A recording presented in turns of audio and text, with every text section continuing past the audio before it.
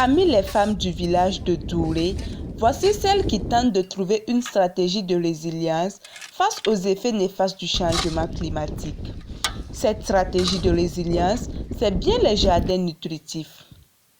Une pratique simple qui permet de produire des plantes nutritives dans un espace réduit.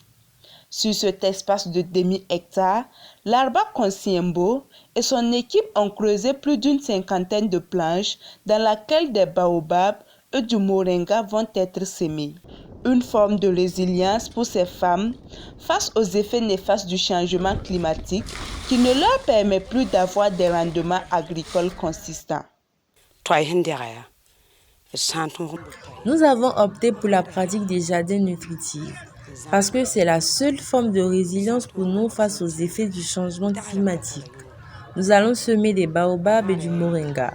On pourra utiliser ces feuilles soit pour la cuisine ou pour la commercialisation.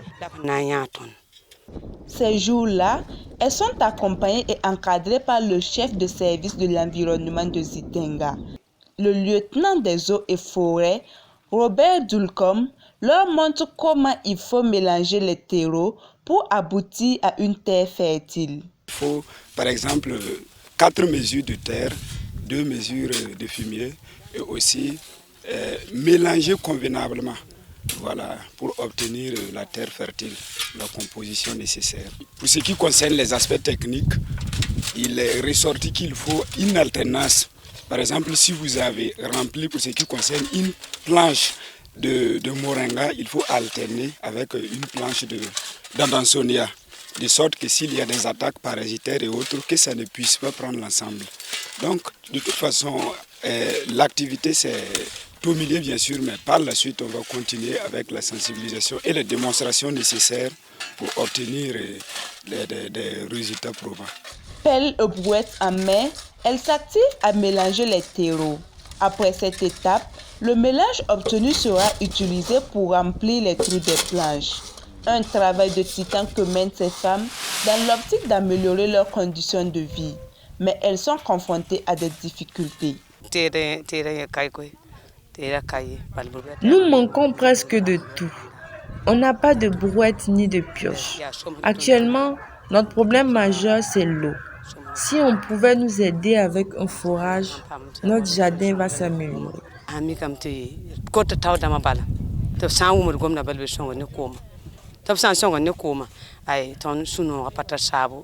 Qu'à cela ne tienne, cette technologie des jardins nutritifs constitue pour elle l'une des meilleures formes de résilience face à un changement climatique qui impacte sur les rendements agricoles.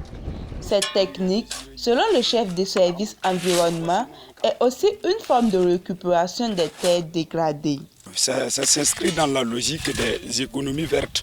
Parce que de nos jours, nous voyons que le ministère de l'Environnement est en train de promouvoir ce qu'on appelle l'économie verte. Et l'idée, c'est effectivement atteindre l'autosuffisance, atteindre le développement, tout en garantissant la promotion, la protection de l'environnement. Et par exemple, ici, tout ce que nous allons faire, vous verrez par la suite, quand on va cueillir les feuilles et autres, on verra l'importance même que ces espèces-là, l'importance de protéger ces espèces. Il s'agira de montrer effectivement, au lieu de s'adonner à des coupes ou à d'autres pratiques qui puissent nuire à l'environnement, au contraire, on contribue à l'ensemencement, à beaucoup d'autres choses, effectivement pour la protection de l'environnement, mais aussi de la récupération de la terre. La pratique des jardins nutritifs, une belle opportunité de résilience pour les femmes de la zone. Une fois les planches creusées, sa pratique devient simple et en moins de 2 mois, on peut déjà récolter les feuilles des plantes sémées.